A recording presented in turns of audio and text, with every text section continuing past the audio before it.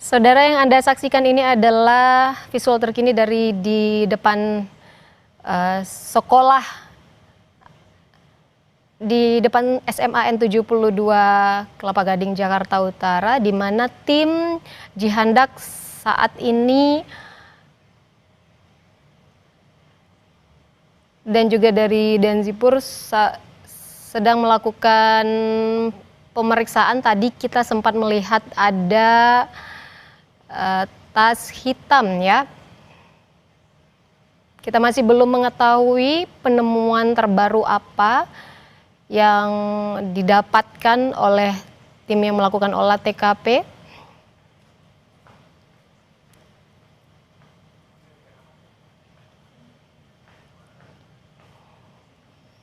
Ya. Mas Ridwan, kami kembali bergabung menyapa Mas Ridwan Habib, pakar terorisme intelijen. Ya, Mbak Ivo. Mas Ridwan, ini kan olah TKP sudah dilakukan, sedang dilakukan ya. Dan ada Danzipur, kita lihat di lokasi tempat kejadian perkara ini. Apa yang bisa Anda baca dari sini? Kalau itu barangkali memang karena ini kan berdekatan dengan komplek militer ya, Mbak Ivo ya. Ini berdekatan dengan komando Angkatan Laut di situ, daerah Angkatan Laut. Jadi barangkali itu juga bagian dari perbantuan TNI ya, yang memang biasanya memang ada semacam sinergisitas antara Polri dan TNI ketika dalam situasi teror seperti ini. Dan ternyata kalau kita lihat di map ya, sekolah ini memang posisinya tidak jauh dari beberapa objek-objek vital strategis, termasuk tadi mes TNI, kemudian ada juga beberapa tempat ibadah, misalnya gereja Oikumene dan beberapa gereja yang lain, yang jaraknya juga tidak jauh dari SMA ini.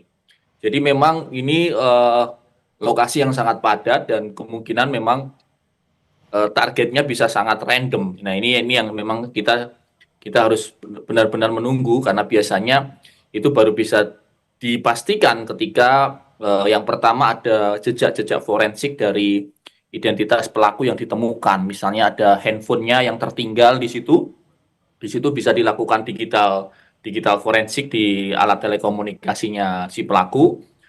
Akan kelihatan di situ dia berkomunikasi dengan siapa dan sebagainya, itu bisa dideteksi dari situ. Sampai itu terjadi, saya kira kita masih menunggu saja apa yang nanti dilakukan oleh Polri. Ya, kita kan masih menunggu penjelasan resmi dari polisi, meski tadi Kapolda Metro Jaya sempat memberikan pernyataannya saat mengunjungi korban di Rumah Sakit Islam Cempaka Putih. Tapi menurut Anda sebenarnya, Pak Ridwan, seberapa serius sebenarnya ancaman yang bisa ditimbulkan dari kasus ledakan hari ini? Yang pertama tentu menimbulkan keresahan publik ya. Ini yang saya kira harus segera dipadamkan. Keresahan publik di masyarakat bahwa situasi Indonesia yang selama ini aman-aman saja, ternyata masih ada teror. Ini yang saya kira juga harus segera dijelaskan ke masyarakat kenapa itu masih bisa terjadi. Itu yang pertama. Apalagi ini kan menyangkut anak-anak SMA, di mana ini sangat sensitif. Orang tua para siswa itu juga perlu kemudian mendapat penjelasan yang clear dari pihak kepolisian, supaya kemudian ini tidak terjadi simpang siur. Biasanya ketika terjadi teror begini, Mbak Ivo, itu informasi berjibun ya, informasi berjibun, tapi kita belum bisa mengklarifikasi hoax atau bukannya. Jadi ini kenapa dalam jam-jam pertama setelah aksi teror itu memang verifikasi informasi itu penting sekali. Itu yang pertama. Yang kedua, saya kira ini juga alarm tanda bahaya yang harus segera menyala di komunitas intelijen, bahwa situasinya ternyata belum sepenuhnya safe dari teror. Artinya jangan sampai kemudian kejadian ini ditiru atau dikopi oleh kelompok-kelompok lain, lone wolf yang jejaring lain, yang kemudian melihat keberhasilan, dalam tanda petik, melihat keberhasilan kelompok teror yang melakukan serangan ini di SMA ini, lalu kemudian mereka melakukan copycat atau meniru di tempat lain. Ini yang saya kira harus dipastikan itu tidak terjadi lagi. Dan yang ketiga, saya kira tadi yang pertama adalah penjelasan yang jelas dan clear dari Polri dan dari pemerintah tentang situasinya seperti apa sebenarnya. Yang kedua adalah pencegahan, deteksi dini, supaya ini tidak ditiru dan tidak terjadi di tempat lain di waktu yang masa depan. Dan yang ketiga tentu saja ini adalah satu evaluasi bersama dari komunitas intelijen bahwa ada sesuatu yang salah di sini atau yang disebut dengan intelligence failure atau kegagalan intelijen. Kenapa disebut gagal? Karena kejadiannya terjadi, strategic surprise-nya terjadi, sehingga kemudian harus dicari gagalnya di mana? Apakah itu gagalnya dari pengumpulan informasi di lapangan? Apakah itu gagalnya dari kemampuan melakukan deteksi jaringan atau yang lain?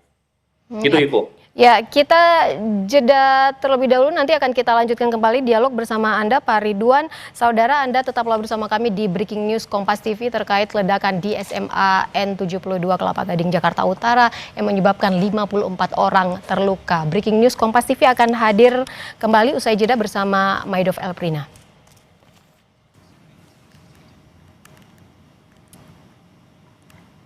Saudara, puluhan orang terluka akibat ledakan ini. Salah satu saksi yang juga merupakan guru menyebut sempat mendengar 2 kali ledakan di sejumlah titik di dalam dan juga di luar sekolah.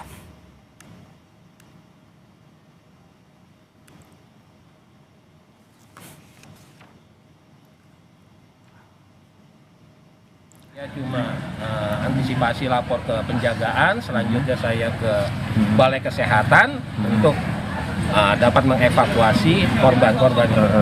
Pak, ini kan tadi ada yang menyebutkan bahwa ledakan ini terjadi 2 kali, Pak. Apakah Bapak juga mendengar 2 kali, Pak? Betul. Nah, jadi ada ledakan utama. Yang pertama, begitu saya masuk ke dalam, selang beberapa detik kemudian ada ledakan kedua.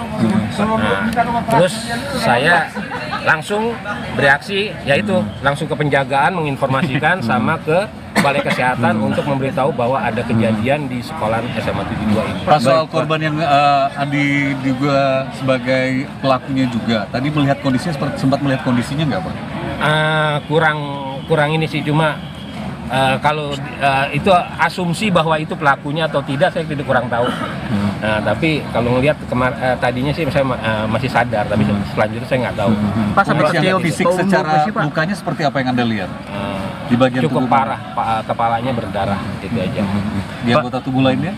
Enggak, saya kurang lebih karena sudah langsung ada petugas, langsung saya menghindar. Berapa titik ledakan, Pak? Ya? Berapa titik ledakan? Yang saya dengar 2 ya. Pak, memang sempat tercium bau kimia, Pak? Bau kimia enggak, cuma bau gosong lah ya, bau terbakar yang saya ini aja. Bau petasan mungkin, Pak? Bau kayak pemesiu? Mungkin ya, karena kondisi waktu itu panik sama ini akhirnya ya. Saya cuma ini aja kelapor ke penjagaan sama ke Balai Kesehatan. Soal ada senjata yang tergeletak di samping orang yang juga sempat dilihat pingsan, itu Anda juga melihat? Kebetulan ada ya, cuma saya nggak tahu pastinya gitu, tapi ada memang. Ada mungkin boleh digambarkan juga, Pak, ini bagaimana warga melihat dari proses ini, apakah ada keresahan begitu yang dirasakan mengingat ini sudah lebih dari 3 jam begitu, Pak? Iya, kami warga cuma menyerahkan kepada aparat keamanan ya. Nah, untuk ini karena tidak mungkin cepat ya prosesnya itu, karena perlu identifikasi seperti apa, buat TKP dan segala macamnya, karena ini terkait sana sini juga. Betul, Pak. Terus harapannya apa, Pak, dengan proses investigasi ini? Ya, kedepannya mudah-mudahan tidak akan terulang lagi hal seperti ini. Apapun ya kejadiannya ya, entah itu accidental kah atau ada hal-hal apa di luar itu. Baik, Pak. Titik ledakannya di mana aja, Pak? Terima kasih banyak, Pak. Ya, Boleh diulang namanya, Pak? Nama lengkap Bapak? Ya, Lazarus, Baik. Pak. Lazarus. Sebagai apa? Hah? Warga. Oh, warga. Dari korban-korban. Kita baru saja mendengarkan tadi keterangan dari salah satu saksi, yakni Lazarus yang merupakan warga sekitar lokasi di SMA Negeri 72 Jakarta, di mana 54 orang terluka akibat ledakan. Saksi juga tadi menyebut sempat mendengar 2 kali ledakan. Sementara saksi dari siswa juga menyebut tadi ada ledakan terjadi di akhir sholat Jumat siang tadi. Di lokasi sempat ditemukan juga senjata api rakitan model pistol Glock dan juga ada sisa bom Molotov. Lalu kemudian seberapa serius ancaman yang ditimbulkan dari kasus ledakan seperti ini kita akan bahas bersama dengan Ridwan Habib, pakar terorisme dan juga intelijen. Selamat sore, Mas Ridwan masih bersama kami.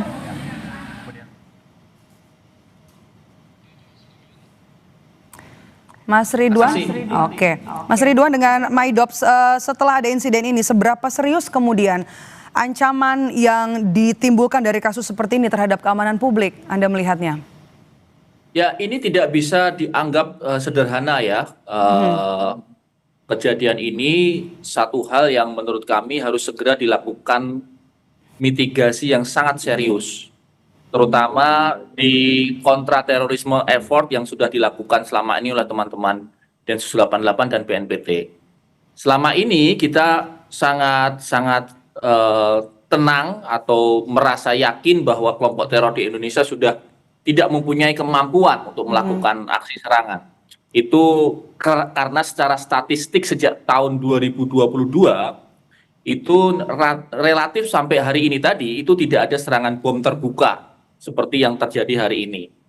Nah, ketika ini terjadi maka dalam teori counterterrorism ada yang disebut dengan angsa hitam, ada sesuatu yang tidak terduga begitu ya. Yang terjadi tiba-tiba yang kemudian ini dampaknya bisa panjang. Nah, untuk kemudian memastikan ini tidak terulang lagi, saya kira memang harus segera ada evaluasi besar-besaran dalam hal ini proses counter terorisme maupun counter intelijen yang dilakukan oleh pihak pemerintah ya. Dalam hal ini ada BIN, ada Densus 88, ada BNPT. Saya kira dari kejadian ini kita bisa langsung segera melakukan evaluasi. Oke, selain sebelum nanti kita ke evaluasi dari sejumlah otoritas yang harusnya bekerja begitu ya sebelum ada ledakan ini, apa yang bisa Anda baca? Lokasinya di sekolah, saat sholat Jumat, puluhan orang terluka, siapa yang kemudian ditarget, apa pesan yang mau disampaikan oleh pelaku? Ya, ada satu teori dalam studi counterterrorism, namanya salat bar teori. Salat bar teori, salat itu salad, mungkin Anda pernah makan salad ya, di situ ada tomat, ada seledri, ada macam-macam ya. Maka yang disebut dengan salat bar teori ini adalah si pelaku teror ini menggabungkan berbagai macam teror-teror yang pernah dia lihat, yang pernah dia tonton, yang pernah dia pelajari dari televisi, dari berita, lalu kemudian dia tiru, dia imitasikan, dia mirroring di situ. Jadi yang disebut dengan salat bar teori. Ini counterterrorism teori yang juga kita pelajari di kampus. Nah, saya melihat dari senjata AR-15 yang kemungkinan besar itu adalah airsoft yang mirip dengan AR-15, itu di situ dia tulis berbagai macam nama ya, berbagai macam nama pelaku-pelaku teror yang pernah melakukan aksi teror-teror sebelumnya. Misalnya Brenton Tarrant tadi yang jelas cukup besar di situ ditulis Brenton Tarrant. Ini adalah pelaku penembakan pada saat sholat Jumat di Masjid Christchurch di New Zealand beberapa tahun yang lalu. Nah, ketika ini dia tuliskan dalam senjata replika itu, sementara dia menggunakan bom rakitan yang mirip-mirip dilakukan oleh jejaring lama Indonesia, misalnya jejaring Pro-ISIS, jejaring JAD, jejaring XJI yang punya kemampuan melakukan ini, maka kemungkinan ini pelakunya mix and match. Jadi dia ini semacam terinspirasi dari berbagai macam kelompok. Ini yang disebut dalam counterterrorism teori namanya salat bar teori. Tapi sekali lagi, Maisel, ini saya kira memang harus menunggu identitas lengkapnya. Karena foto yang beredar luas itu, pelaku yang diduga pelaku yang tergeletak di Jalan Ganesha nomor 8 RT 2 RW 8 itu dugaannya adalah dialah pelakunya. Nah, tentu saja kan itu bisa dilakukan identifikasi. Misalnya dari identifikasi sidik jari, identifikasi wajah, kemudian mungkin ada database yang Oke. terbawa di dia, misalnya SIM atau STNK atau KTP atau yang lain. Nah, ini yang saya kira sedang berjalan, mungkin Oke. sedang berjalan dilakukan Harusnya oleh kalau teman-teman data-data ini ada di bisa lapangan. cepat begitu ya informasi Iya, soal iya, pelaku. Oke, betul. baik. Saya masih bersama dengan Ridwan Habib, pakar terorisme dan intelijen.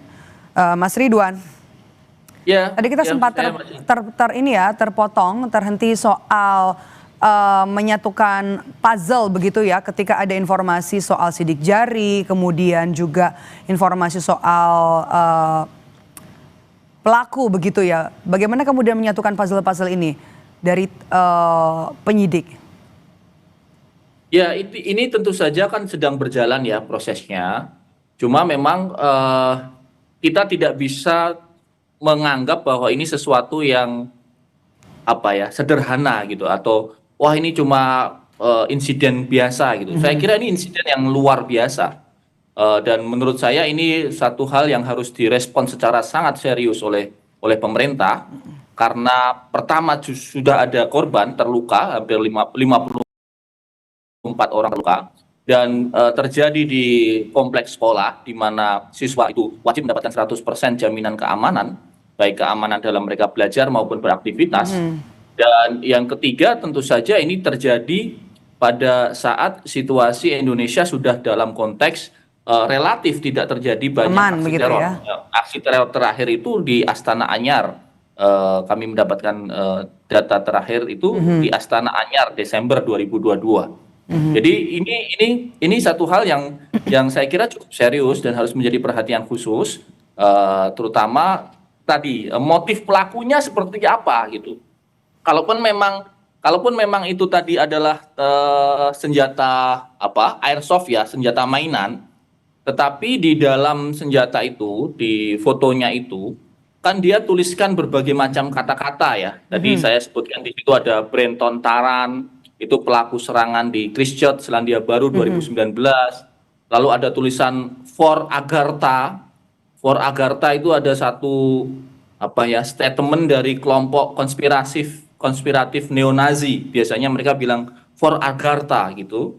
Lalu kemudian ada Alexander Bissonette. Alexander Bissonette ini adalah pelaku penembakan masjid di Quebec di Kanada tahun 2017.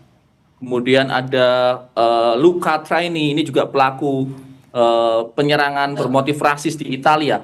Jadi saya kira ini bukan hal yang sederhana. Ledakan ini jangan kemudian di-tone down seolah-olah ini hanya septic tank yang meledak atau sound system yang meledak. Ini sangat serius. Ini sangat serius. Harus kemudian mendapatkan perhatian khusus dan segera dari hal ini kita pertama tentu saja prioritasnya adalah penyelamatan korban. Itu kita setuju, tetapi yang kedua masyarakat juga menunggu penjelasan secara cepat dari pihak resmi, dari pihak aparat resmi, supaya kemudian tidak terjadi simpang siur data, ya, tidak terjadi simpang siur data di lapangan. Ini di WhatsApp grup beredar banyak sekali informasi yang sangat simpang siur, ada yang bilang ini pelakunya korban bully dan seterusnya. Ini bahaya. Kalau kemudian nanti tidak segera dijelaskan, dan saya kira pemerintah punya aparat, punya tim, punya sistem untuk segera melakukan penjelasan yang sangat-sangat terbuka kepada masyarakat. Oke, insiden ledakan di SMA Negeri 72 ini perlu perhatian serius. Ini adalah sebuah ancaman. Kita kasih waktu, kita berikan waktu nanti untuk penyidik bisa mengungkap siapa pelaku di balik ledakan ini. Terima kasih sudah bergabung bersama kami. Mas Ridwan Habib, pakar terorisme dan intelijen, sudah bergabung bersama kami di Breaking News Kompas TV. Sehat selalu, Mas.